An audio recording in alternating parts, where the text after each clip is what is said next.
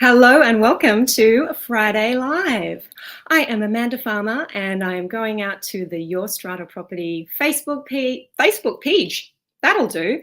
Facebook page is what it's called, and also out to LinkedIn and out to YouTube. It's wonderful to see you. It's been a few weeks since our last live. Great to catch up and see what's been happening of Strata. Now, you might be able to tell I'm not in my usual place. I am actually in a hotel room. I'm in Queensland at the moment, lucky enough to spend a week here in Queensland. So I've done my best to gather all the lights up in the room and make sure that I'm not here sitting in the dark. But I couldn't miss Friday Live this week because there's been a lot happening, lots to talk about. And I'm seeing many of you coming on in to join in on that discussion, wherever it may take us. Today, David is here from Neutral Bay. I love this roll call. Good to see you, David. Petra is here saying good afternoon. Lovely to see you here, Petra. Hey, Emiliana. Great to be joined by you. If you're coming on in and you'd like to post a comment, whether you are on Facebook or you are on LinkedIn, I will see that here on my side. I would love to acknowledge you. Now, when traveling, we can't always have all the right equipment with us. As I said, I'm here in the hotel room having rigged up some lights and got some curtains behind me here. And sometimes as busy professionals attempting also to be podcasters and hosting video chats, we don't always have the time to be on the front foot necessarily. Sometimes my podcast episodes are recorded weeks in advance and fully edited and ready to roll for you on the usual day we send them out. If not a Wednesday, then it is a Thursday. And this week, you might have received the episode a little bit later in the day to what you were used to, and it may have sounded a little bit different, especially my introduction. That might have sounded, the audio might have been a different quality to what you're used to, and that's because I was recording the intro here in this room where I'm sitting, and I have to show you this photo that my 9-year-old son took of me recording this week's podcast intro, trying to get the best sound quality possible. This is me in pretty much the seat that I'm in now, with my head between two pillows, recording that intro on my phone, just with my earbuds and trying to make sure I could get that podcast interview out to you right on time this week. So sometimes we just got to do what we got to do. Doesn't matter where you are, the show must go on. Okay, so that's what I was trying to do for you this week. That does happen from time to time. I'm often asked, Amanda, how have you done this for 6 years? How have you gotten to over 300 podcast episodes? You're also a busy lawyer with a practice, and that's kind of how you do it. You just keep patching it together and you just keep on keeping on. So I wanted to share that with you. Thank you for being the ones who motivate me to keep going with the podcast, with our live chats, with the education that I deliver to all of you. I hear from so many of you in my inbox all the time and here on this page how helpful that is. So that definitely drives me to think up creative ideas for how I can get podcasts out even when I am on the move. Few more hellos coming in. Eddie is here from Caringbah. Great to see you, Eddie. Colin is here all the way from New Zealand. Lovely to be joined by you today, Colin, and lots of you coming in. I wonder if my email this afternoon captured your attention when I gave you a little bit of a peek at what we would be talking about here today. Yes, we're going to talk about the new mandatory annual reporting regime for New South Wales owners corporations. It's something we've talked about before, but we're getting closer to the commencement of that legislation. So I'm seeing lots more chat about that in the media. I am seeing owners getting emails from their strata managers, letting them know what they are doing, what they need to do to comply with this legislation. So a good time to revisit that, I think. How many of you were on the webinar for electric vehicle charging last week. It's something that I sent out to our members inside our online community, recommending that you attend this webinar for electric vehicle ready buildings, brought to you by the New South Wales government with support, I know, from the Owners Corporation Network. It's a webinar that I haven't managed to catch yet. I wasn't able to attend live, but there is a link to the replay. If you've registered for the webinar, hopefully you have that link to the replay in your inbox, but we've got it here for you as well, so you can go and check that out. I know there was a cap on the number of people who could attend the webinar live, and a few of you wrote to me after I broadcast the invitation to you all to go and attend, letting me know that it was booked out, so you missed out on attending live, but definitely you can catch that replay and just follow that link to the electric vehicle charging webinar. The page that replay link is on is also an incredibly helpful resource for anyone who is thinking about, interested in, wants to know more about electric vehicle charging in Strata. So that's a New South Wales government page. I've had a poke around there and I am incredibly impressed at the usefulness, the level of the resources that are there for our owners. And once again, I know that the Owners Corporation Network, OCN, played a big role in making sure that information was there, was accurate, and is going to be helpful to you all. So I will definitely, little hint, I will definitely be talking more about electric vehicle charging on a podcast episode, on a video, somewhere very, very soon. It is not the end of that conversation by any means. Okay, now let's swing back around and get into our chat about mandatory annual reporting.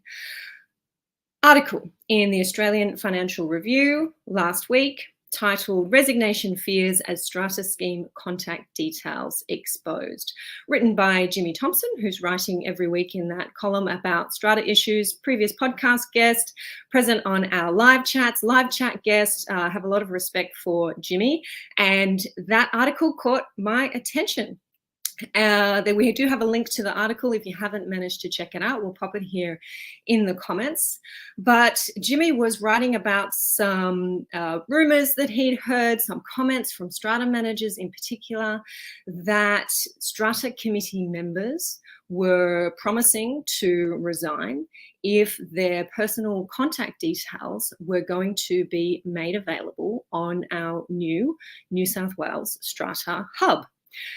New legislation is commencing on the 30th of June, which makes it mandatory for our owners corporations to submit an annual report to New South Wales Government, and that report must contain certain information about the building. And yes, some of that information is the name, the email address, and the phone number of the secretary and the chairperson of the Strata scheme.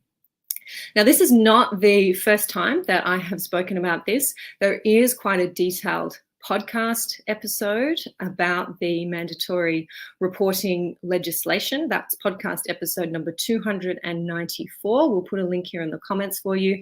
Go and have a listen to that. I went through the new legislation in a fair bit of detail there. It is the Strata Schemes Management Amendment, open bracket, Information Regulation of 2021.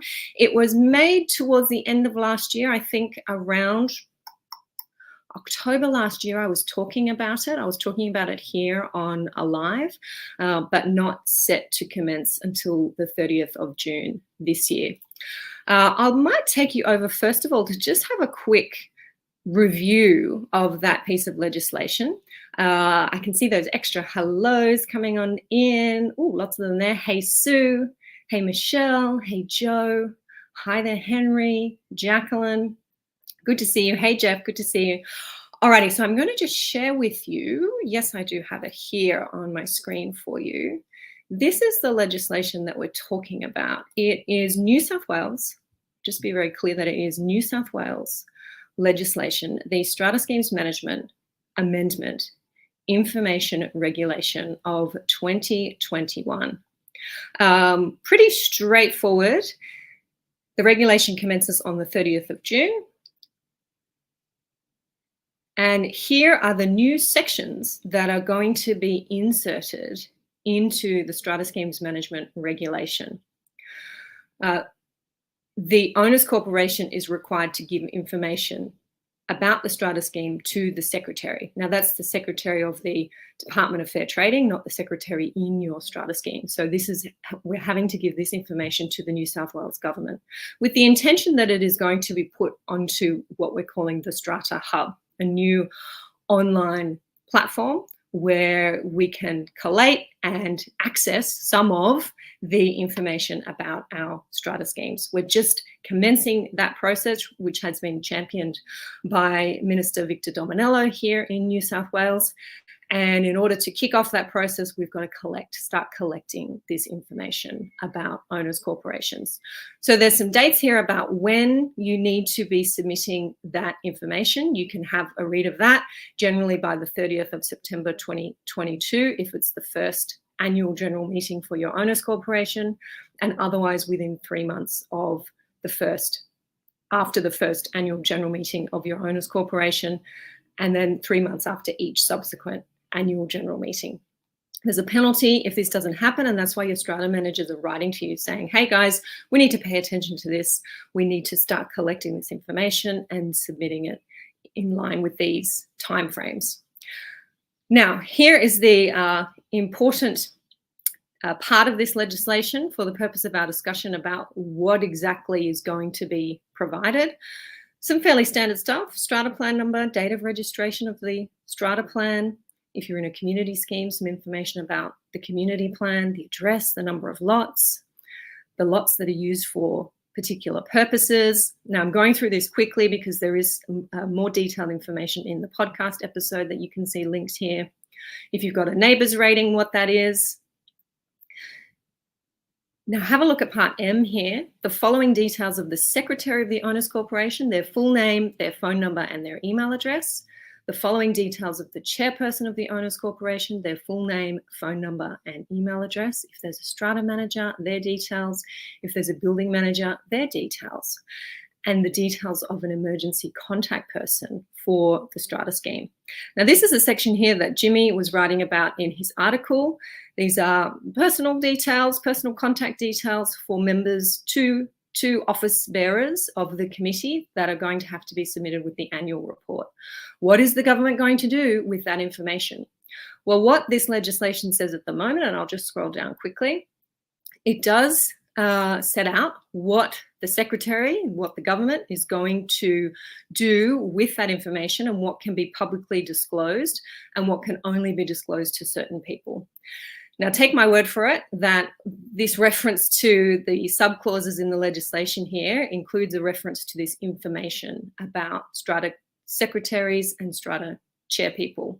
And it says that that information, that contact information, can be provided, can be disclosed to a person who's named on the strata roll, to the secretary of the Owners Corporation, to the members of the strata committee of the Owners Corporation, to the building manager, and can also be disclosed to fire and rescue and to the local council.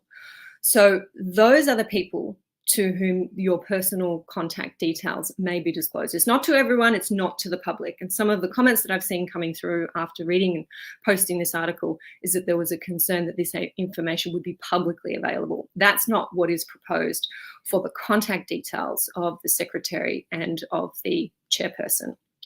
I'm just going to stop sharing that, but do go ahead and check that out in more detail. Where I'm going to head over to, I can see some comments coming on in here. I know this is a controversial topic, and that's why I posted it earlier in the week. And I said, really, are we really concerned about these details being placed on the Strata Hub, being given to the government? And are we really going to be resigning from our positions? I'm a strata secretary, so that's why I refer to me in the first person. Are we really going to resign from our positions because we don't want this information to be available? So I put that question out on our Facebook page here, and I'll show you some of the comments that I received after I did that. And it's a little bit mixed, surprisingly to me, mixed responses here. I think I can just share this page. We'll see where we end up here. Oh, getting some alerts now. Okay, so here's the post right here on this page on Facebook where you're watching this video now. I asked, what do you think? Is it such a big deal? And here are some comments that came through. Henry said, although I'm in Victoria, it really is no big deal. Google, Apple, Facebook have more information on you than the Strata Hub does. I'm inclined to agree with that, Henry. Kaz said in response to Henry that none of these platforms link people's names with the place where they live. And Henry said that's a good point. And I've just pointed out here that the new law requires the name, email address, and phone number of the secretary and chair, but doesn't require their residential address. And we should bear in mind that some office bearers are not actually resident in the building. Jane was saying that the details are not available to the public. We need more accountability, no more than now. The article is a beat up, Jane thought, and not helpful. I found it interesting that no actual committee members were quoted in the article. So that's why I put the question out here to the page to see what committee members were indeed thinking. Joe helpfully was saying landlords have to provide either a phone number or email address to tenants on the lease, even if there's a managing agent. Most landlords just create a new Gmail account specifically for the purpose, so they're not sharing their personal phone or email. And Carolyn was asking about that. I pointed out that that was part of new residential tenancies law since about March 2020. Kristen says it's not a big deal. As you pointed out, the information is no more public than it ever has been. And what I was pointing out there is that this is information that is otherwise available on the Strata roll anyway, certainly the secretary and chair's name and email address. Kristen said, I'm not sure where the resignation fears are reported or whether they're real. The reality of the situation is always that information has been available, though far less easily, it's true. Owners should be still contacting strata managers as the first point of reference if there's a problem, so that the matter's recorded and can't be hidden in committee member emails and easily ignored. And if the building is run properly, committee members shouldn't have any concerns. Perhaps having contact details more easily accessible will encourage accountability, and there will be more service-minded committee members taking up posts rather than those who volunteer for the perceived power. So that's an interesting take. There's so many more comments there, and I'm not going to have the time today to go through them all. I'm conscious that I think we have a few more comments coming in on Facebook now, and I'm going to head over there. Seeing some more hellos. Joey's here. Hi. Chris, hi. Savia, hi. Elizabeth, I'm going to just share Elizabeth's comment here and try not to get hidden behind it here. Elizabeth says our Strata committee don't respond to emails. We just get a note each time from the Strata manager that says the Strata committee don't wish to respond to emails. That's what he's there for. Then it just goes in a round robin. You hear nothing more. Our committee don't care that their information is on the public record. They simply don't respond. That's a bit sad, I think, Elizabeth. Joanna's saying exactly, they just ignore emails regarding serious misconduct at their will, and yet they demand owners respond to all their demands. Not a really fair system. Jeff is saying our Strata is appalling. Relating to correspondence seems a common issue. Yeah, it is sounding like a common issue, Jeff. And Joe's saying that's why neighbours should not be regulating neighbours. It is a very unique part of our Strata law that there is the power invested in private citizens to regulate other private citizens. Doesn't happen anywhere else, and that's how we end up with these very interesting questions. Now, also in my inbox, a few more comments about the new law and whether or not committee members would be resigning. There were a few Strata managers who were saying to me, Amanda, yes, I am hearing from committee members that they don't like this idea. There was a post under my LinkedIn from Peter, I think, who was saying, yes, I'm hearing from committee members that they want to resign. And Amanda, I think you're going to have to do a podcast episode on how to locate new volunteer committee members, because we're going to be going to AGMs and we won't be able to fill these positions. And certainly the idea of an honorarium and making sure that we're paying our volunteer committee members as these responsibilities become more onerous and their exposure, their ease of access increases. Perhaps we should be really thinking about paying them some money. That is definitely something that is permitted under our New South Wales law. Have a look at section 46 of the Strata Schemes Management Act in New South Wales. There's the option there to pay an honorarium. I have to say I'm a committee member myself, and I am inclined towards the view that my contact details have always been available to anyone who wants to inspect the record. My phone number is there on my emails. My phone number is probably on the Strata roll. I know that's not a legal requirement to put phone numbers on the Strata roll, but I've seen phone numbers on many Strata rolls. I think for ease of contact, Strata managers put phone numbers on Strata rolls. So this is not information that is new and newly accessible to other owners who might be wanting to contact their committee members. And if things are running smoothly in your building and there's no reason to be hiding from your fellow owners or residents, then perhaps we shouldn't be too concerned about being contactable. I've definitely heard from people that the concern is more so around the ability to be contacted at all hours. And I've heard stories about getting calls while you're on holidays, getting calls while you're overseas, getting calls at 2 a.m. And my suggestion in response to that, having absolutely been in that position, is that we do need to educate our fellow owners, our fellow committee members. I educate my clients that we are not always available at all hours. And if we can set our own boundaries around that, don't answer our phone, have our phone off, have a message on the voicemail that says, I am overseas, and if this is urgent, please contact, whether it's the Strata manager or somebody else in the building.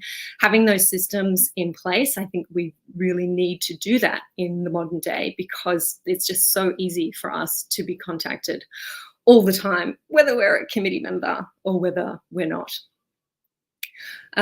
Colin is saying, should owners be able to contact the chairman and secretary? Why do they hide when elected in a common meeting? Yes, and that's indeed how I see it, Colin. You're elected as a representative of the owners corporation, and there to serve. There to serve. And if an owner has a problem that they want raised, they have every right to bring it to you. You may then want to triage that somewhat or direct that owner to the Strata manager and start sending the message that, hey, I'm not necessarily the first point of contact for this issue. This is our Strata manager, and certainly not needing to be contactable at all hours of the day at all times, I think is important in communicating that to owners.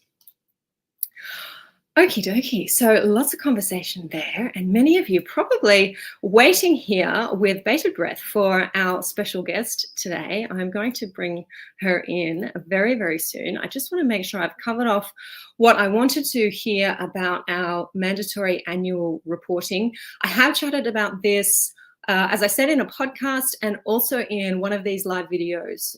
You'll find that here on the Facebook page. It was back, I think, in October. Christina, if she hasn't already, will post that link in for you if you want to have a closer look at that legislation and some of the discussion that we were having around that time. Certainly, office bearer contact details are not the only thing that need to be reported in this mandatory annual report. There are some other important things to be across. Strata managers, make sure you are right now, if you haven't already, communicating very clearly with your clients, with your committee members about what it is this legislation requires. I've seen a couple of emails go out that are a little bit vague about how this personal information will be accessed and who it will be available to, and that's causing a bit of concern. So just make sure you have a really close look at that regulation and the amending act, which we've linked to here today, so you can be across that and be ready to answer questions from your clients.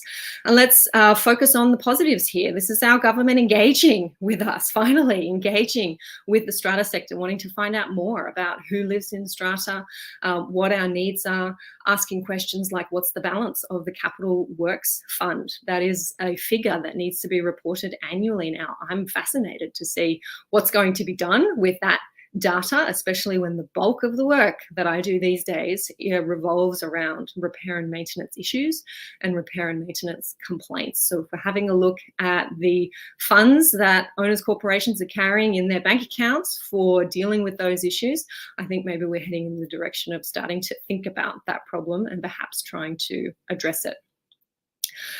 Okay, it is time. It is time to welcome in our special guest for today.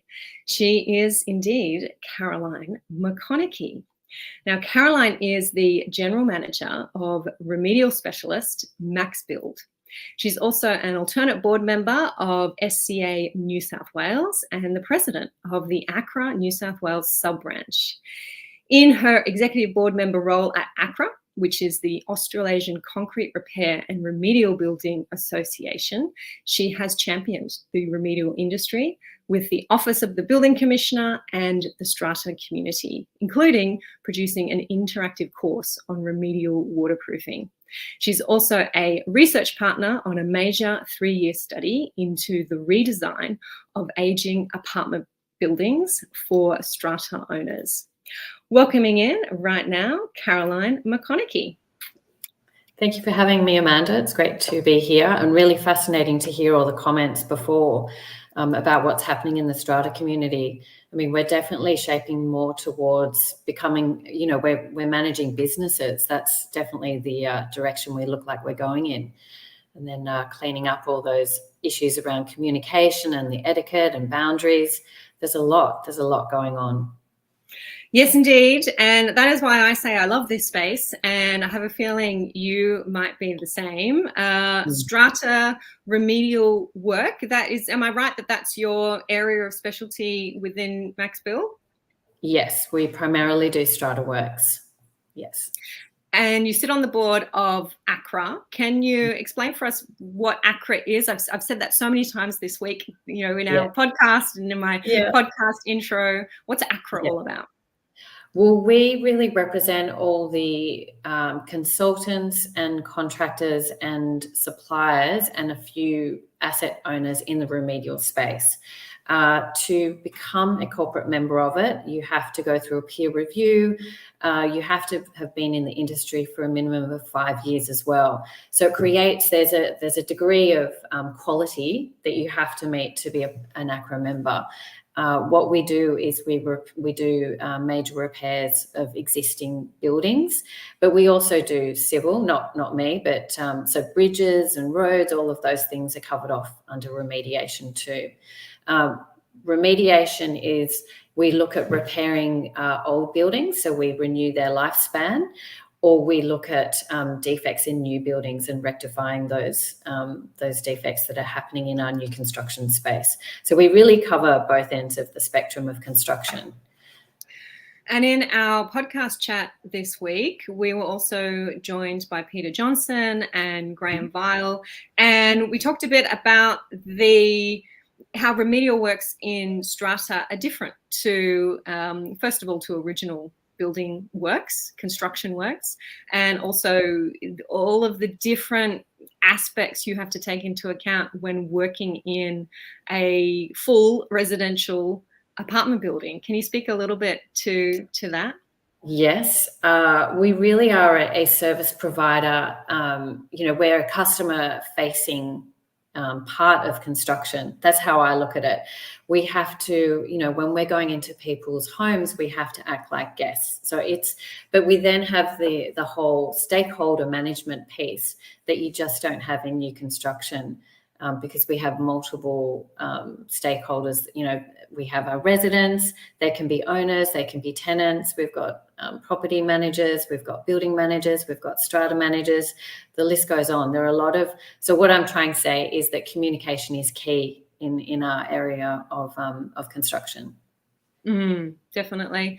And when things go wrong, they can go very wrong when we have so many different stakeholders. Absolutely. And that it's important that the chain of communication doesn't get dropped between those stakeholders. I think that can create a whole host of problems. And I think also when you do have remediation happening in your building, being transparent and providing information in advance. So that part of your communication piece, like people, it's better to create an environment where you're handing and arming people with information beforehand, rather than having a reactive environment where people aren't told and then they find out when a jackhammer's pounding into their bedroom wall or their living room wall. It's the worst. It sets people off in the worst possible way. I think that could be said for so many aspects of Strata, Caroline. Transparency, communication, informing owners about what's going on before it happens and during the event, whatever that may be, whether it's works, whether it's legal proceedings, whatever it is. I'd also add now education, like learning what it's like to live in strata. You know, when we're buying into an apartment now, I think it's looking at, it's not just the apartment that you're buying into a family of people that you have to then make financial decisions with. It's a different form of partnership that I think that education of our community that we need to understand more as well, of, you know, who we're going into partnership with is another piece. And our communities and our community leaders, and by which I mean our committee members, are definitely becoming more educated. And I often say the word more savvy. And that means that the questions that I get as a lawyer and that I see here on the page and in our online community are becoming more astute and harder to answer when we don't always have the backing of legislation. And an area where I have seen this really increase is when it comes to renovation works in apartment buildings. And I'm talking about lot owner renovation works there. It can be similar as well with remedial works where we're fixing areas of the common property. But I have committee members ask me regularly, Amanda, what are our obligations as committee members to understand this work that is going on, that a lot owner is proposing to do, for example? Do we need to be across all of these construction rules? Do we need to know whether the development needs a DA? Do we need to know what the provisions of the new Design and Building Practitioners Act mean? Is that our responsibility? Now, that's a question that I don't think committee members were asking 5, 10 years ago because they just weren't across these issues or perhaps aware of the fallout that could happen if they weren't across these issues. So that's part of the reason I wanted to bring you on today, Caroline, was to talk in a little bit more detail about the process of those kinds of projects and see if we can answer some of those questions about what it is our committees need to be thinking about when there's work going on around the building. In particular, if there's lot owner work, what are some of the construction rules that owners should be complying with that committees need to be across? Is that okay if we dive into that area? Absolutely. Absolutely. I'd add that that the remedial industry has been maturing at the same time as owners have been. It's been a learning, we're all on that learning process together, and with regulation that's then tying it all up together as well. So we're all on this journey together. Yeah. So one question that I did receive, and I let this person know that I'd be chatting to you, and we did touch on it only briefly in the podcast, was the requirements of our new legislation here in New South Wales, which is the Design and Building Practitioners Act. And there's also a 2021 regulation that goes hand in hand with that. Can you speak to, Caroline, when we're doing remedial work, not original building construction? There's a lot in the media about what David Chandler's doing and how that new legislation helps owners buying into brand new buildings. Is that legislation relevant to our existing buildings and to remedial work that might be going on? And in extension to that, I'll ask you about lot owner renovation works as well. Yes, is the answer. We definitely, as owners, do need to be across the new regulation that came into effect July 1st last year. So all contracts for remedial work from the 1st of July will, there needs to have been some review to see whether they need to comply with the regulation. The main area within remedial is waterproofing. The intent of the regulation is to be cleaning up the defects in new construction. However, they also want to see any major works that are done, any form of construction, so remedial construction, is cleaned up. And when I say cleaned up, that the people that are responsible for it are held accountable if things fail. So there's a new process in place that the remedial industry is still learning how to work. The government is still working on how to make it compatible with our very different model to new construction. And also, I think the strata management world is also on a learning journey of how we all work this now, how we be compliant. Did that answer your question, your first question? Yeah, it does. And I might just flesh that out a bit so we can dig into the waterproofing side of things. My understanding of the legislation is that it doesn't apply to remedial work where that work is what we call exempt development. So it's the kind of work that doesn't need a DA. And however, waterproofing has been pulled out of that because waterproofing, and you tell me where I'm wrong, Caroline, but waterproofing is not work that necessarily requires a DA, but it's still covered by the Design and Building Practitioners Act. Yes, I'm so far down the rabbit hole of waterproofing that, yes, taking a step back with regards to remedial works, primarily it falls under the Act if it is a DA-based project, or cladding is another one. And the other is if it's waterproofing, if it's to the common property. Now and you were going to mention something about renovations, and I know that's a hot topic, and within my business, we've had clients that have, or strata schemes that have raised that question with us. That is, if it's a single dwelling, if it's a renovation, does it have to comply? The answer is if it's if internal wet areas of a single apartment, no, it doesn't need to comply. The waterproofing does not need to comply with it. However, the catch is if there's a single balcony, it does fall under the regulation. So it does need to be declared. So taking a step back, what this means is that there's an extra layer of accountability over the design. It's deemed a regulated design, waterproofing, and so it needs to be declared and lodged with the planning portal, a bit like a DA would ordinarily. And then it needs to be signed off at the end by the builder to say that it has been built as per the regulated design that's been uploaded and lodged with the planning portal. Mm-hmm.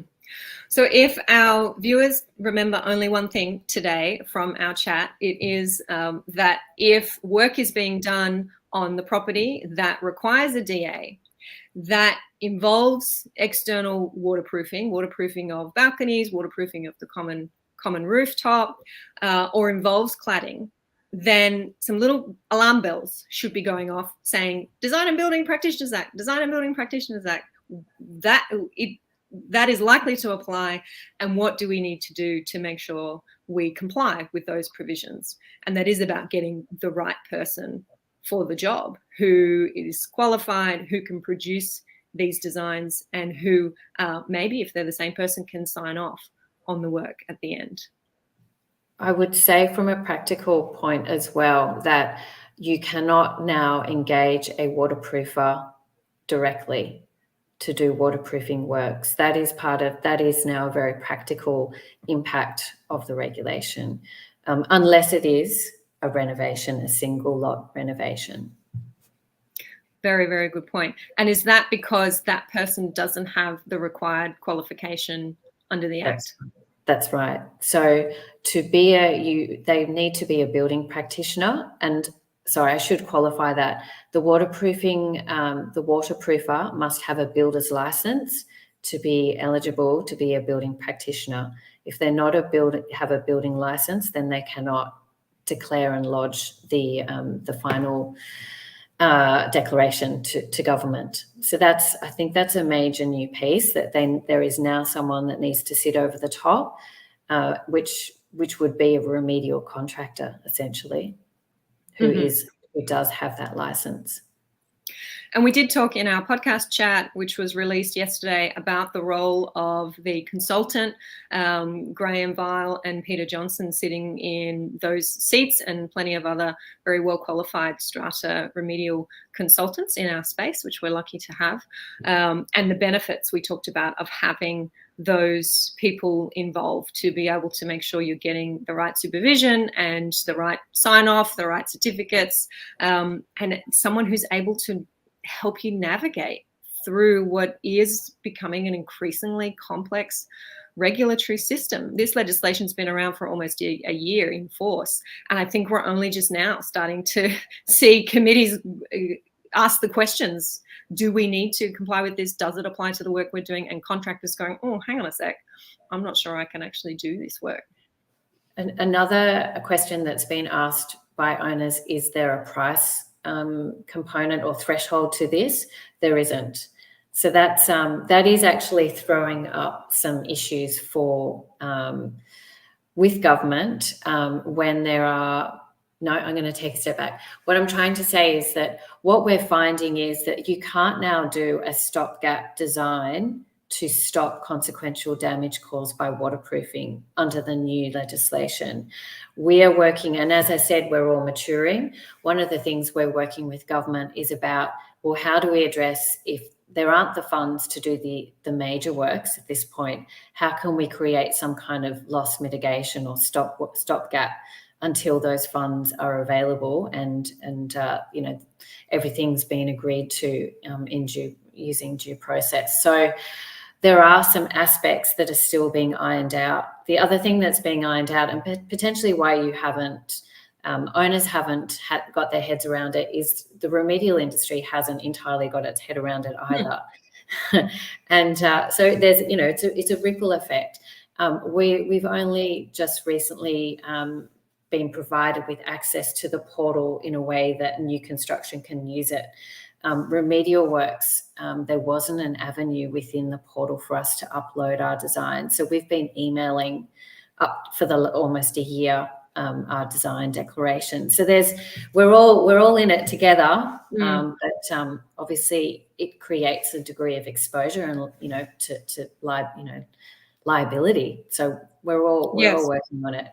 And I think that's where the committee members who are talking to me are coming from, to say, Amanda, we know that there's something extra now in the process. We're not really sure what it is. Does it apply to an internal bathroom renovation? Is it just for our external waterproofing of the balconies, for example? There's a lot of uncertainty out there. I love that smart committee members are asking this question. I'm reminded that I sat in a committee meeting for one of my own buildings where I sit as the secretary a couple of weeks ago, and we were talking about some waterproofing work. And I was there, the Strata manager was there, and nobody mentioned the DBPR. And now I'm making a note here going, okay, yeah, I think I better get back to that and just check that the quotes we've got are going to be compliant. And it's only this discussion that's reminded me now to do that. I'm seeing a comment here from Christopher, who is over on LinkedIn, saying, I've just had this exact discussion with builders not wanting to remediate as per the DBPR for waterproofing. We need to enforce it. The DBPR works. Are you seeing that in your space, Caroline? Do you have owners coming to you saying, well, you say I need this, but I've got another quote here where I don't? Not really. We tend to work with consultants. So we're not having that direct conversation with owners. So we haven't had any pushback within our organisation. But I do know other contractors that have had that issue with them. So yes, it is. I think it is out there, definitely. Another very on-point comment here from David. Trying to get storm damage to roofs fixed over the past months has been impossible with all the rain. It requires a great deal of patience. Hopefully La Nina is on its way out. Well, yes, you must be run off your feet, Caroline. I definitely have clients who are throwing their hands up and saying, Amanda, we understand our legal obligation to repair and maintain the common property, but we physically actually cannot get this done. Does that mean we're exposed? We're trying to do everything that we can to get these leaks stopped, but there are no contractors available. We can't get it done. Where does our liability fall in that situation? What are you seeing on your side? I'm more pulling out the word patience, and I think with remedial that is definitely required, because it is a slower engine to run than in new construction, because we are working around generally we're working around residents, not necessarily a rooftop, but we're working around what the sky gives us as well. So, and waterproofing is temperature based. You know, we will have longer curing times if if the air is cool, etc. So patience, I think that's the biggest thing. In terms of waiting, yes, there's a lot of demand for waterproofing works and remediation, full stop. There's a lot of work out there, and it is hard getting around to all of those projects when your current projects are being held up by weather. Yeah, it's a really tough time. Colin has called it out as well here, saying, I wonder why waterproofing has come up in New South Wales when we've had our wettest year ever. When did we last have 14 clear days? Since October. Yeah, and this is all this concept of cure rather than prevention, right? We're talking about these natural disasters that we've had. I read Chris Duggan quoted in an SCA article earlier today where he was saying there's a funding problem with 85% of our funds going to the cleanup rather than going to preventing the problems in the first place. And I think in the strata world, we've seen that for sure in this waterproofing area, and making sure that we get it right, preferably the first time. And I know you've done so much work towards helping us achieve that, Caroline, with the waterproofing course. That reminds me that we will come back and put a link to that course here. I know it's live now. You and I did chat about it on an earlier podcast episode. Have you got any feedback from the course yet? Is that something that you're still rolling out and getting people into? We're still in the rolling out stage, so it's early days. But yes, people that have done it so far, we've had very positive feedback on it. And I think that that's because it's been a full collaborative effort. We've really tried to reach outside of our industry and contact as many stakeholders as possible. So we went out to owners, we went out to strata managers. We also we spoke to people within the legal fraternity. So we did try and cover as much as we possibly could. What I will add also, just back on the earlier topic, is that waterproofing has a finite span as well. It needs to be replaced. So it's not only getting it right the first time. It does also, it will wear out at some point. So it does need to be reviewed as well. Yep. Good tip. And I can just see Christina and Rochelle helping us out in the background here have found that link to the course and posted it into Facebook. It's also over on YouTube as well. So that's the TAFE New South Wales waterproofing course. A couple of hours, I think it is, Caroline. You said if you're having sleepless night listening to the rain, go and do the course. You might feel a bit better. Yes, a great cure for insomnia. Yeah. Okay, now lot owner renovations. This is where I get questions from committee members saying, Amanda, the owner in Unit 20 is doing a full renovation, ripping out the bathroom, ripping out the kitchen. I think they're taking out a load-bearing wall. What kind of things do we need to be thinking about? And the question does come up regularly. Does this need council consent? Does this need a development application, and whose responsibility is it to chase that down and make sure it happens? I might be putting you on the spot a bit here, Caroline, but can you speak to the industry generally and whether development applications are a common thing for these kind of lot renovations, and if not, why not? Okay, I can speak to it.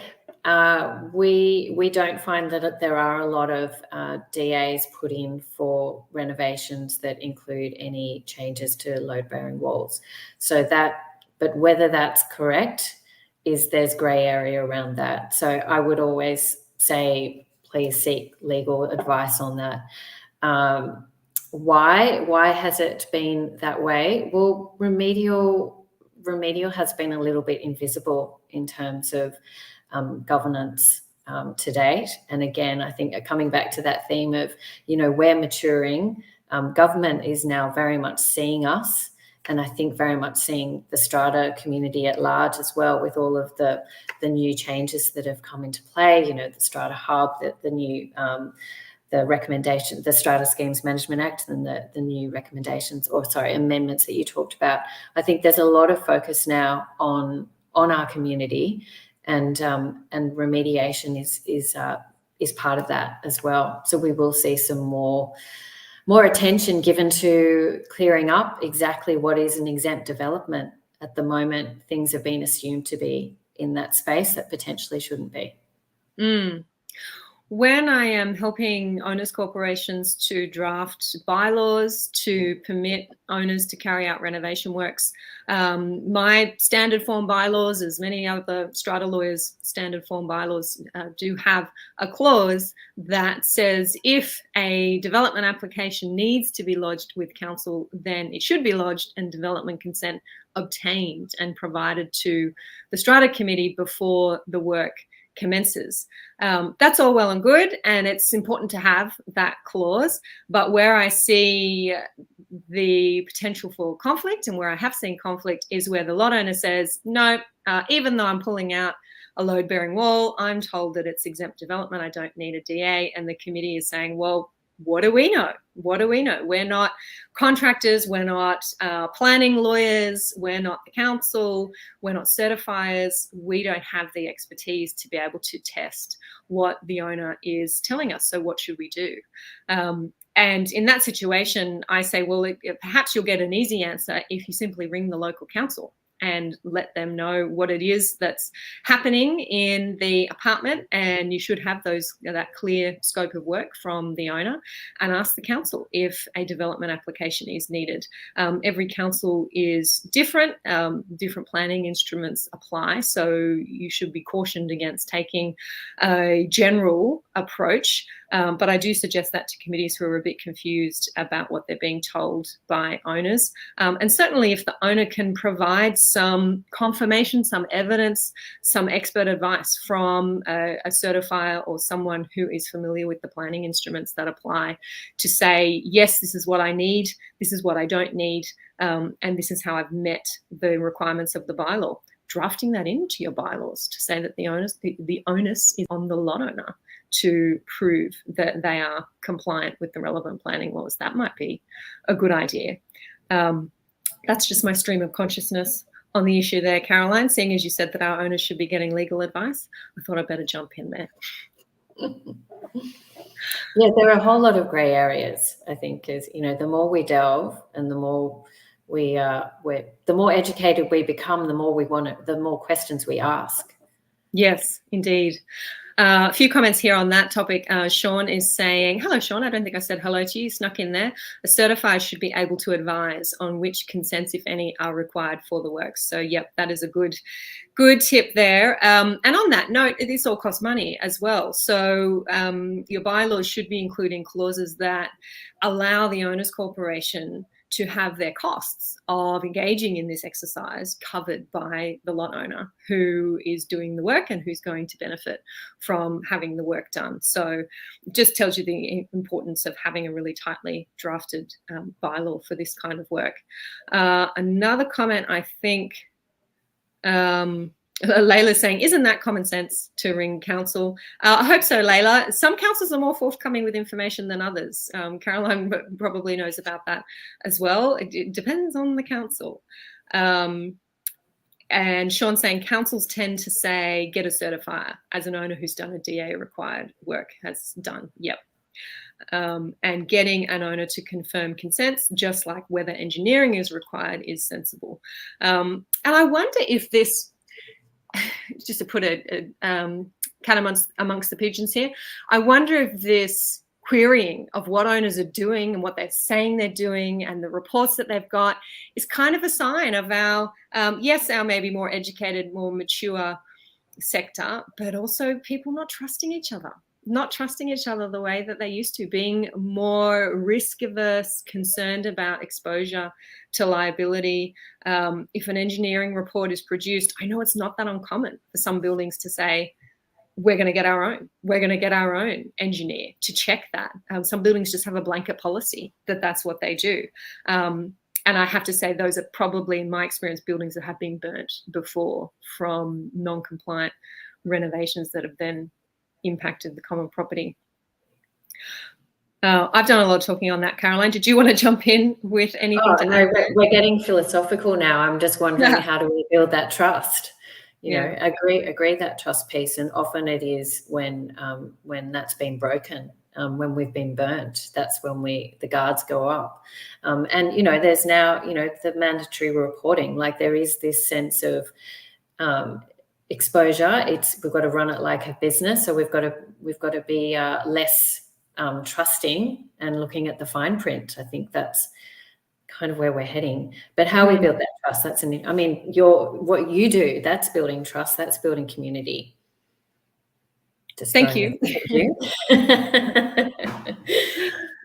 Thank you. And I do think to have thriving functional communities, that's what they have to be built on. A couple of years ago when I ran the Shared Space Summit, and we had Charles Vogel talking about the art of community, which is the title of a book that he's written, is in the US. And that word trust just came up again and again.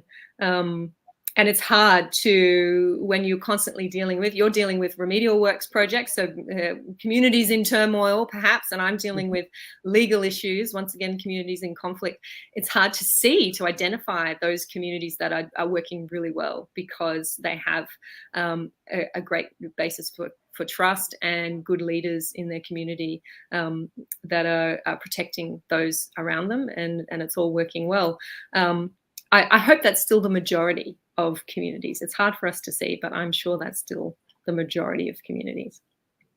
Yeah, we sometimes find with our projects that they're a galvanizing influence in a community as well, because I think there's that sense of we're all in it together, and that kind of brings people through it a bit more. So there are definitely green shoots within, you know, major disruption like that, for sure. And I liked what you said on the podcast this week, Caroline, where I'm not sure if it was Graham or Peter who said, you know, often a remedial project, people don't see the value in it. It's not a big value add. It's not something we're adding balconies or we're painting and it looks great or whatever it is, that we don't feel we're adding value. We're just fixing a problem and it goes largely unseen. And I think your response to that was, you don't necessarily agree to that. This is the fabric of the building that we have to maintain, and it's clear on the records where a building has been looking after its asset. I think that's the word you used. I talked about, really, it's protecting the asset that you have.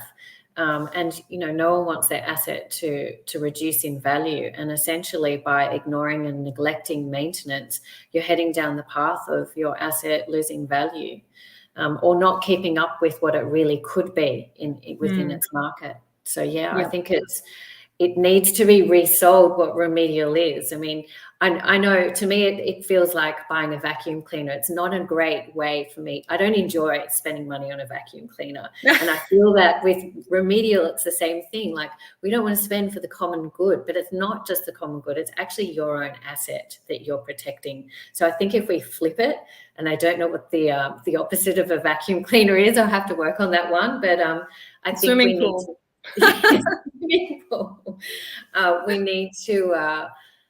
we need to think differently about what remediation is, and not always looking at the cheapest possible price, because I think that's also, again, and that's a whole other conversation about, you know, where we can go down the wrong course as well. Yeah, and we did talk a little bit about that in our podcast chat. If you haven't managed to catch the podcast, episode 313, released yesterday, a chat between myself, Caroline McConnachie, Peter Johnson, and Graham Vile, all about navigating the remedial works minefield. Do make sure that you go and catch that. But it is now very close to 5 o'clock. That is our Friday Live. We've talked about a range of different things here today. And if you've liked what you've heard, please do give us a thumbs up, give us a love heart. It helps to send this good information out to the various channels, to those who need it. Feel free to share with your community, with your neighbors, with your strata manager. Strata managers sharing with your clients. There's lots of juice in this one here today. Thank you so much, Caroline McConnachie from MaxBuild, for giving us your time and helping us all become a little smarter about remedial works in Strata. Thank you. It was great to be a part of this. Thank you, everyone, for being a part of it too. And thank you, Sean, for your comment at the end as well. Congrats to Caroline on her appointment to SCA New South Wales Board. Yep. Absolutely. Yep. Congratulations. I can drop the alternate part now. My apologies. I didn't get your update. No, that's okay. It's all right. I saw that appointment as well. I missed it. Yeah. All right. Fantastic. Thank you, everyone, for joining us, and we will catch you all next time.